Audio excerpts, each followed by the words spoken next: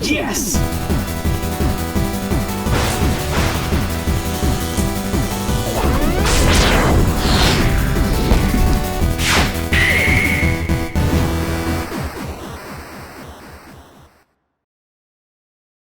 Disclaimer, this video will feature jump scares from all of the Five Nights at Freddy's games in an attempt to entertain you and keep you on your toes. Be advised that these jump scares will show up at random and they will be unannounced. You also should watch our other 4 videos on the previous Five Nights games before diving into this one, or else this will not make any sense. Unlike the most recent episodes of The Completionist, we will be dissecting everything about this game, as the entire gameplay is designed around the plot and progression of the game. This is your spoiler warning. I repeat, this is your one and only spoiler warning. Hey everyone, and welcome back to another brand new episode of The Completionist. Before we start today's video, I just want to say thank you to today's sponsor, a familiar one we've had here in the past on the show, and that, my friends, is the Pixel Empire. The Pixel Empire is an awesome website where you can get some beautiful posters, t-shirts, phone cases from some of your favorite fandoms, video games, comic books, and films.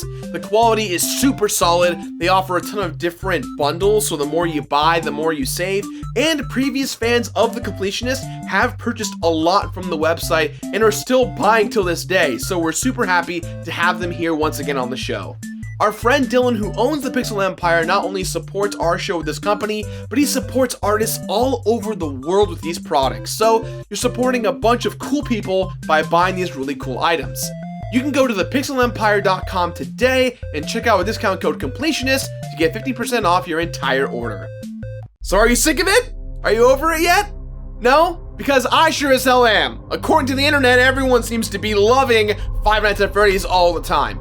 Five Nights at Freddy's and I, at this point, have had a pretty long history.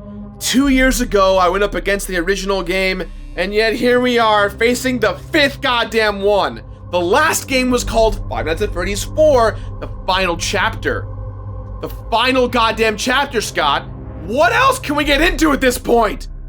While today's episode doesn't feature a particular YouTuber, it does feature several clips from my playthrough of Five Nights at Freddy's Sister Location with the Scary Game Squad, which is Davis from the Warp Zone, Alex Faciani, and Jesse Cox. So if you want to watch that, give it a click right here.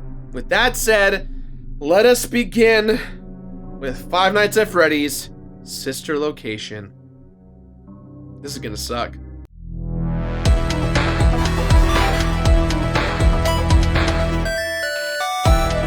Scott Cawthon, the creator of Five Nights at Freddy's, has been very busy since the 4th game. Since we completed Five Nights at Freddy's 4, he released a new DLC update for Halloween. He released FNAF World, which was a happy-go-lucky RPG featuring all of the scary animatronics, which a lot of people didn't seem to care for some reason. I never got a chance to play it, but I kind of saw everyone else do it. He then released a book, Five Nights at Freddy's The Silver Eyes, which kind of plays as a retelling of the Fazbear lore. Here's a quick little summary about the book. I read the entire book on my plane ride over to Portland this last weekend. It stars a teenage girl named Charlie, who is the daughter of a man named Henry. Henry's the co-founder of Fazbear Entertainment. He's the one who also makes the animatronics. The book is set in 1995, and I actually really enjoyed the story. It kind of helps build out a different background of the story from the games. And everyone has questioned whether or not canonically it's correct. However, Scott has gone on the record that the book, while canon to the games, have their own interpretations of the lore. So it's kind of like the new Star Wars canon, just way less interesting and compelling.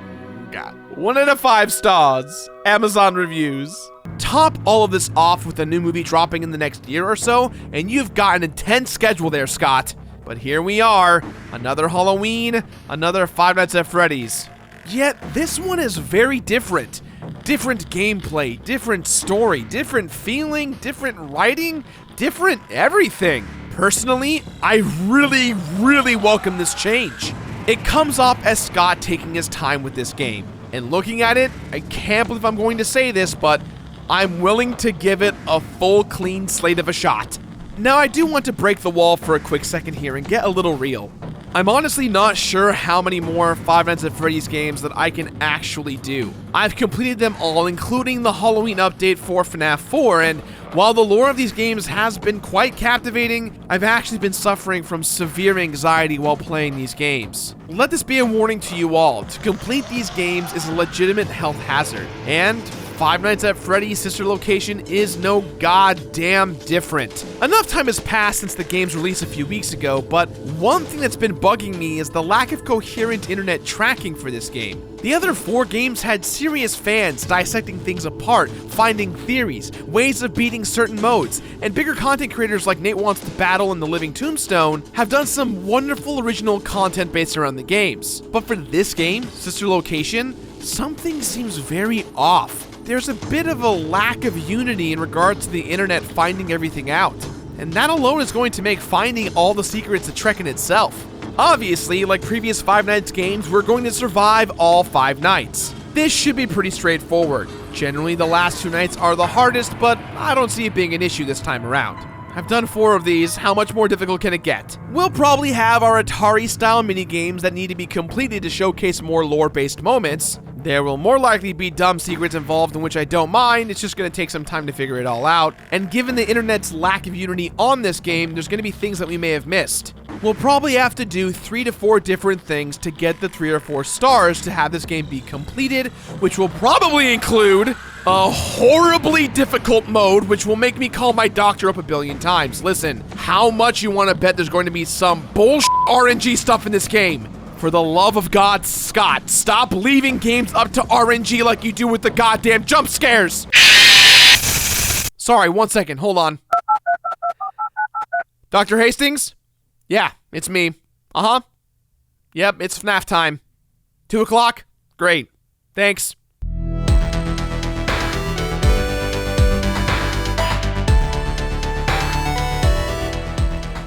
I just need to get this off my chest. When it comes to Five Nights at Freddy's, the stories are all but direct. It's so hard to determine the story because of all of the games, side games, and the book. So take what I say with a grain of salt. Everyone's gonna have their theories, and they're gonna bitch and moan and complain, and you know what? This game at this point is kind of like Undertale. You make what you make of it. So if you were a super mega fan of Five Nights at Freddy's, you probably would go on to have read the Silver Eyes book. And while we know from Scott that the book is and isn't canon, based on its certain retellings of the events from the games, what we can determine is that this game kind of presents its basis of a story from what is clearly established in the book. When we cross that bridge, I'll give you my thoughts, but for right now, we play as a no-named man working as a security guard / maintenance technician at a place called Circus Baby's Pizza World. Now, given by the trailer, this place looks like a service center for manufacturing animatronics who would then get shipped out to other various locations. And its inhabitants this time around include tiny creepy babies, Funtime Freddy, Funtime Foxy, Ballora, and Circus Baby, or simply Baby, the main animatronic of the game. The point of the game, obviously, is to survive all 5 nights, but the lore unfolds itself quite nicely as the nights go on. Don't be afraid. I'm not going to hurt you. I am only going to keep you for a little while. In between each night, we are given little tidbits of information to help us connect the dots, including the illusion of a new, horrible incident in which Baby took the life of a young British girl. I couldn't move, at least, not until she stepped closer. There was screaming for a moment, but only for a moment. Now, when it comes to FNAF, I'm bad at theorizing. It's why I usually have MatPat here on the show for my FNAF videos. In fact, MatPat's most recent game theory video explains all of this incredibly well. I definitely recommend you check this one out. Based on his explanation and what I found on the internet, Sister Location takes place either before FNAF 4 or right after FNAF 4. You know, I will say that the storytelling in this game is the best it's ever been, but like previous games, it leaves a ton of goddamn questions, asking the fans to look for more. Aesthetically, this game looks the most original since the first game. All of the 3D models look super creepy and original and, for lack of a better word, wonderful. You have to give it up to Scott on this one. By the 5th game, 2 years later, he still somehow managed to scare the shit out of us with a goddamn animatronic bear holding a microphone. There's only so many times you can redesign an animatronic bear. The game does a killer job at making you feel comedically comfortable with the job you're taking on. The narrator robot that instructs you on what to do is really well written and executed, really lifting up the anticipation of the scares quite nicely. Even just the early moments of using the broken keypad are enough to keep the player engaged right from the start. Thank you for selecting Exotic Butters. And the actor behind Baby calmly controls the player in a duality battle with the narrator robot. The voice is calm and welcoming and soothing, yet creepy. Throughout the game, you kinda have to pick which one you want to listen to over the other. And as creepy as Baby is, the actor makes me trust that animatronic more, even if the other animatronics want to murder me still. God damn it, at this point, you would think that I became desensitized. How many hours of therapy, how many hours of cardio to calm my heart? I'm sorry. Breathe. Breathe. The different locales and Easter eggs spread out throughout Sister Location are awesome, fulfilling that sagacious need of the FNAF player to look around, looking for clues, finding secrets, all the while slowly guiding the player from atmosphere to atmosphere, really sucking them in. The environment is the best it's ever been in this FNAF game. However, I still hate that stationary stretched cone imagery that we still have from the first game. If you turn left, if you turn right, you'll notice the edges of the screen we're looking at are stretched like a cone. It's like a weird VR experience. This has been the case for every FNAF game thus far, and it kind of looks and feels cheap. It's like taking an image and stretching it to your face and using that as an aspect of guiding the player. It does work for what the FNAF games are, but at this point, a lot of effort went into it, and it bums me out that that's still a thing 5 games later.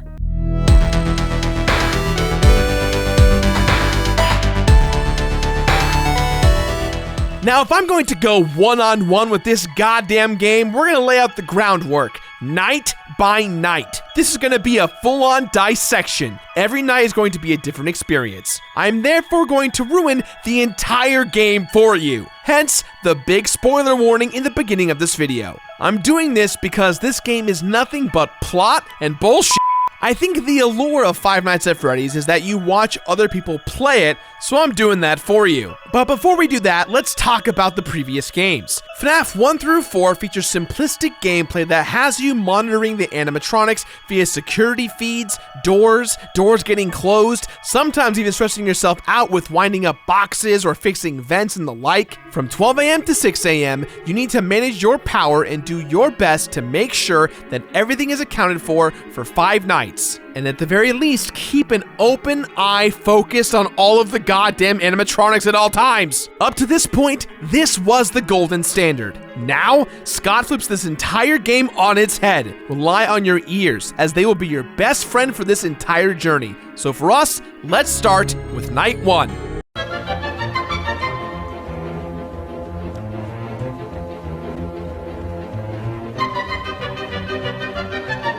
Night 1. Nothing happens. Literally.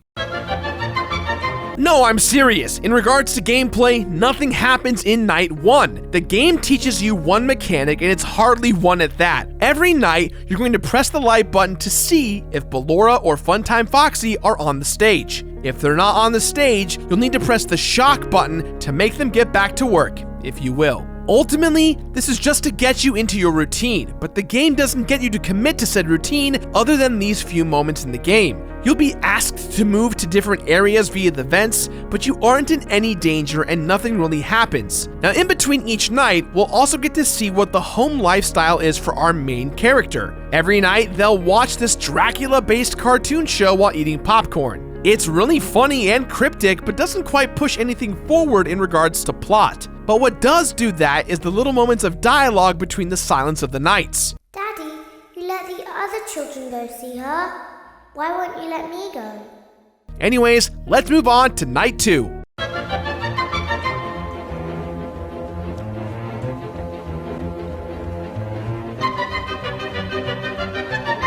Night 2 starts off as it does, checking the stage, seeing if there's anyone there, applying controlled shocks to make things happen. However, things start getting messed up real quick, and our first trip out into the vents is to go check on Baby. Upon checking on Baby, we've got a huge problem. She's not there, but more importantly, this is where she starts talking to us. She tells us we should hide under the desk because something is coming to get us. What we then have is a tiny baby looking with its eyes in several holes of the cabinet we're hiding in. The baby tries to look into these holes, and if you make contact with the eye, bad stuff starts to happen. And eventually, the baby tries to get inside. No! No! No! No! Are you moving it? No, it's being dragged! No! No! Harder! No! No! Get out! No! I've never been prouder of Gerard. He's never been more determined to do anything in his life. From here, things start to get really bad, and we need to reboot all the systems over in Funtime Freddy's neck of the woods. But you need to carefully sneak by Ballora, who is pirouetting around the room. Listen to the music cues. That's how you know she's nearby somewhere. We then end up in the circuit room with Funtime Freddy, and let me tell you, this game, while easy and straightforward, is very poorly explained. You have to restore power in all aspects of the building, but while you're attempting to do that, Funtime Freddy is appearing all over the place trying to attack you. You need to constantly switch back and forth between turning the power back on and playing a vocal box to lure Freddy away from you. This is somewhat easy, but what makes it hard is that they don't explain this at all or how to do it. And right here, you can easily die. Now, the cool thing I will say about Sister Location's gameplay is that there are moments of brevity within death. As opposed to starting a whole night over, you'll sometimes won't start back at the very beginning. There's not really a forced time mechanic here. You might have to do a few puzzles over again, but for the most part, you only go back a little bit. Moving on to night 3.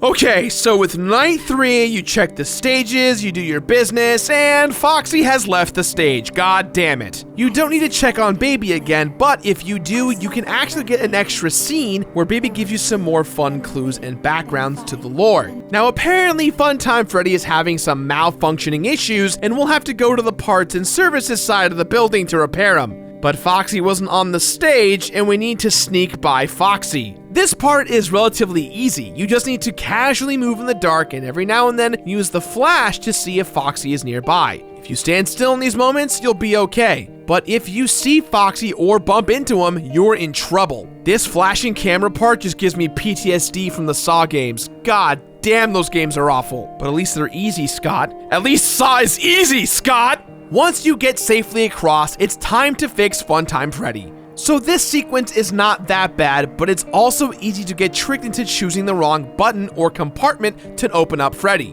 What's worse is that Funtime Freddy has a mini Bonnie puppet on its hand, and as you start to fix Freddy, this Bonnie puppet becomes a jump scare. It's a little bit difficult, but if you trick Mini Bonnie to show up and click the button on the bow tie, you'll win. You are then advised to make it back to the control room, but no matter what you do, you are jump scared and killed by Foxy and forcibly moved on to night 4.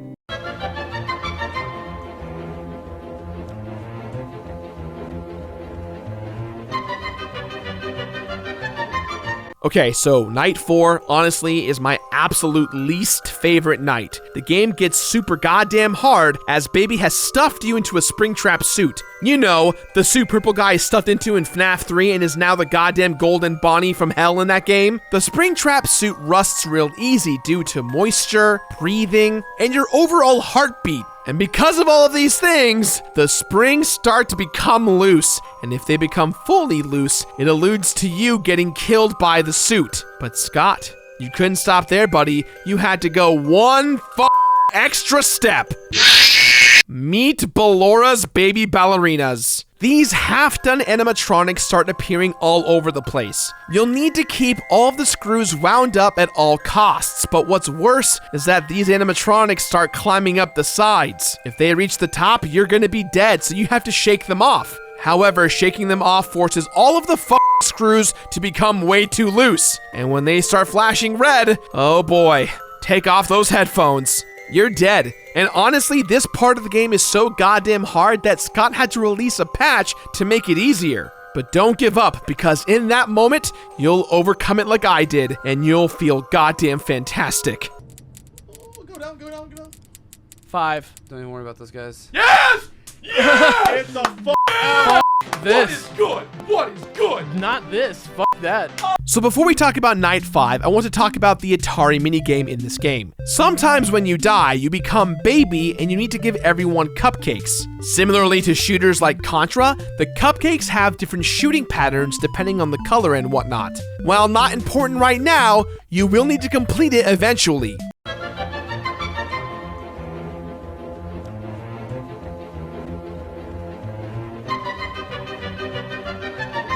Night 5 is one of the easiest nights in the game. 2 technicians that are down in the basement have been murdered and are hung in the respective hallways of Foxy and Ballora. The robot man wants you to come back to parts and services to help repair Baby, but he warns you that Ballora is now on the prowl, and she's fucking pissed. Once you arrive, Robot Man goes away and Baby takes over. Baby tells you precisely what to do. Now, this part is kind of like defusing a bomb. You need to absolutely be super precise and take your time by typing in the numbers on the generic keypad, because if you mess up, boom, that's game over.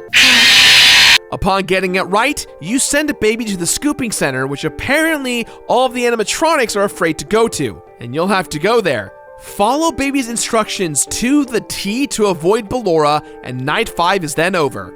So amongst the lore of this game, we've come to find out that Baby killed a British young girl. She created ice cream for the little girl and gave it to her. In doing so, Baby then decided to kill the girl by pulling her into her own body, sucking in the soul of this girl. And the whole time we were in this game taking care of these robots, it turns out that Baby was just trying to do the same to you and manipulate you. When you arrive to the scooping room, it's revealed that all of the animatronics have been killed except for one, this evil-looking clown thing named Ennard. Ennard uses the scooper to kill you, the player, and take over your body. So the game ends with the death of you and your new friends inside of your body possessing you. Your eyes flash purple, thus giving the indication, amongst many other theories with facts and theories, that you are actually William Afton, aka the purple guy, who would then go on to murder all the other kids that end up haunting all of the other Freddy Fazbear Pizza locations. Pretty intense stuff, but hey, that's just a theory, a game theory. Watch him because he did a better job than I did.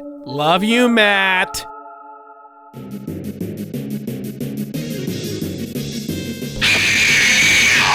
Of course, Sister Location has to have that one thing, that one goddamn evil thing, one impossible mode that's going to ruin my life. Before we do that, let's talk about how to unlock this evil beast. First, beat the game to unlock a 1-star rating. You guessed it, there's 2 more stars total to unlock for 3 stars. What else can we do to unlock more stars? So let's talk about that Atari Death minigame. Waiting for this game to show up is a pain in the ass, as it shows up randomly when you die. However, if you go to the extras menu you just unlocked for beating the game, you can move the mouse to the corner of the screen and you'll see a little baby icon. Click on it and now you can easily play this game as many times as you'd like until you get that 2nd star. In order to get said star, you need to feed every single kid with the cupcakes, grab the ice cream at the end of the level, and then instead of clearing it, run all the way back to the beginning and drop the ice cream off where you started.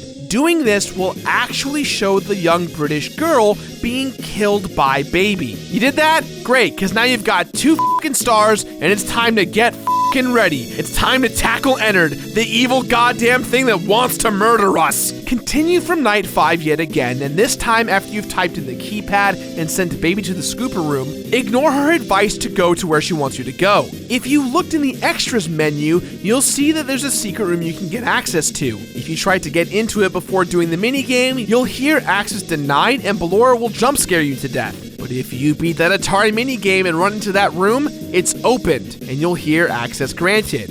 And then, Welcome back to classic Five Nights at Freddy's, everyone. The end is almost near, and my goddamn sanity is gone with it. We are thrusted back into the fray of the traditional Five Nights at Freddy's format by dealing with 3 doors, a camera system, and a horrible monster known as Ennard. This son of a bitch is an RNG mess. Just like the other ones, they're all RNG messes. Scott, stop leaving it to chance. Give me a game where I can take you down with my goddamn gaming skills. Clap emoji. Everyone online says he's easy. Well, everyone who says that is full of shit and they didn't really do it. Here's how to win this fight. From 12 a.m. to 6 a.m., you need to survive. Ennard shows up in one of 3 places that you need to be worried about. The left hallway, the right hallway, and the vent above the TVs. He has 2 positions per area to be concerned about, him in the hallways or the back position of the vents. The other one is at the actual door themselves or closer to the vents. If he's at the door, you are instantly done in a second, but you can't put down that door and stop him.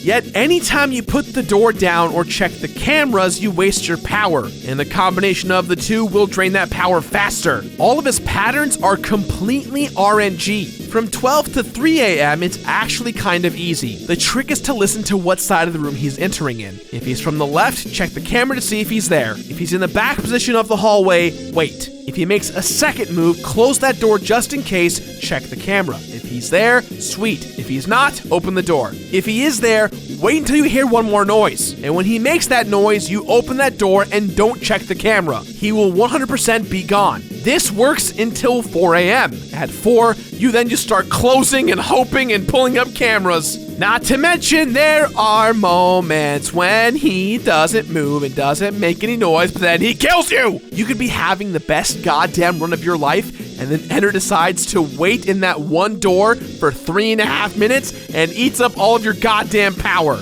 You have to live off of milestones for yourself, but you're not gonna make it. You will never make it. You will fail. You will always fail until that one time when you think you didn't do it, you'll do it. Unless this guy sits, stay unless this the guy's right there. Just stay calm. Just he stay. can do this. Oh my god. Don't yell at him. Don't yell at him. Jared's in the zone. Is he gone? What? Is he gone? I don't. Come on, you son of a bitch, come on. It's gonna be tight. 2%. We got it. We have to. Over. No. God. No. Shut up. This game. This fucking game. It's Jared. What? Wait, what? Wait, no. Yes! Wait, what? That's it? No, pause. What?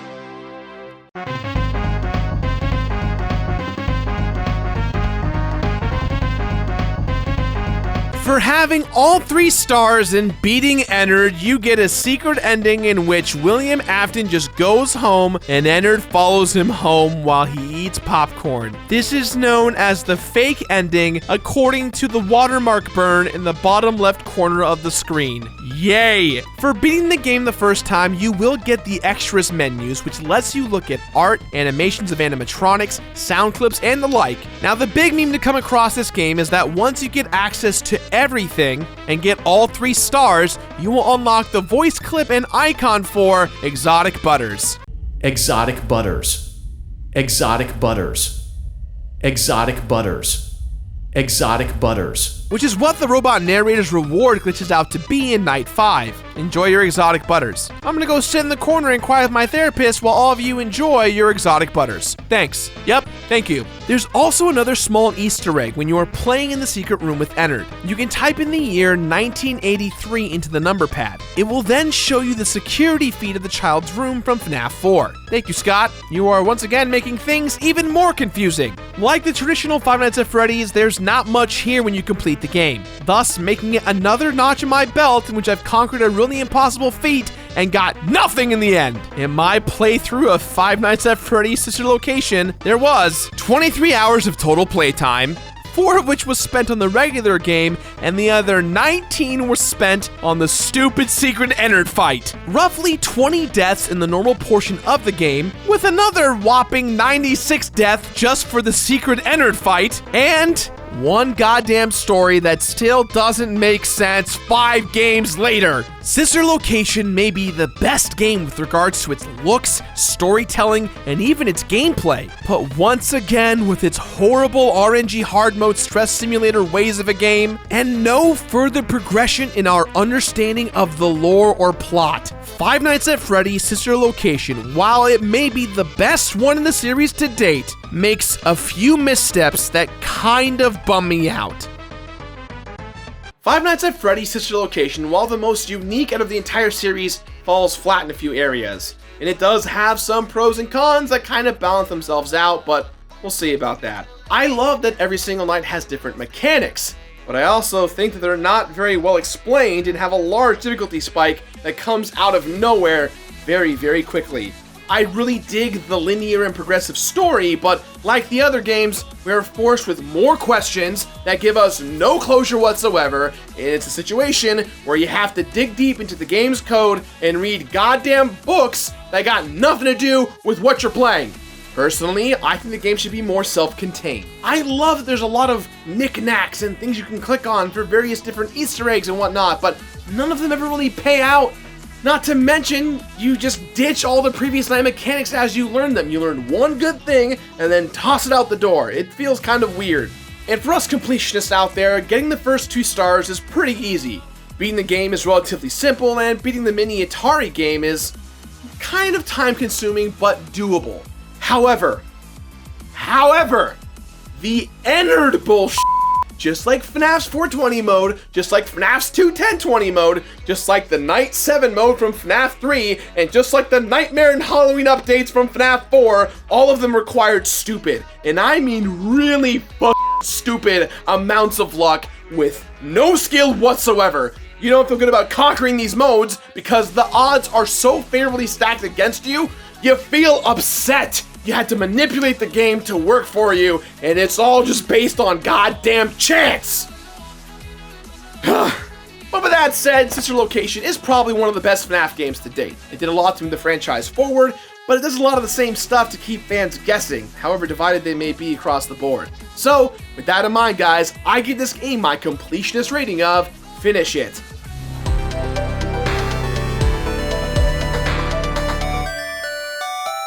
Finish it! That's all the time we have for today, guys, so please, as always, let us know what you thought about today's episode somewhere on the internet. Once again, a very, very big thank you to Dylan and the Pixel Empire for sponsoring today's video. As a reminder, you can visit thepixelempire.com today and check out with code Completionist to save 15% off your entire order. Now, if you excuse me, here's me freaking out with the Scary Game Squad, the time that baby tried to open the door. Yay. I hate all the animatronics. They're all the worst. All of them suck. Because they're cute and annoying and frustrating. They all make the same goddamn noise every game. Goddamn you, Scott.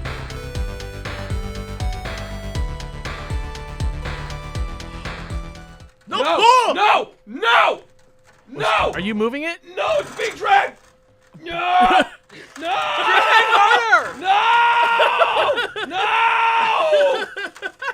Get out! No! I've never been prouder of Gerard. He's never been more determined to do anything in his life. Take me back! You bastards! No! No! No! No! No! Shit! No! No! Grab that shit. No! No! Gerard, no!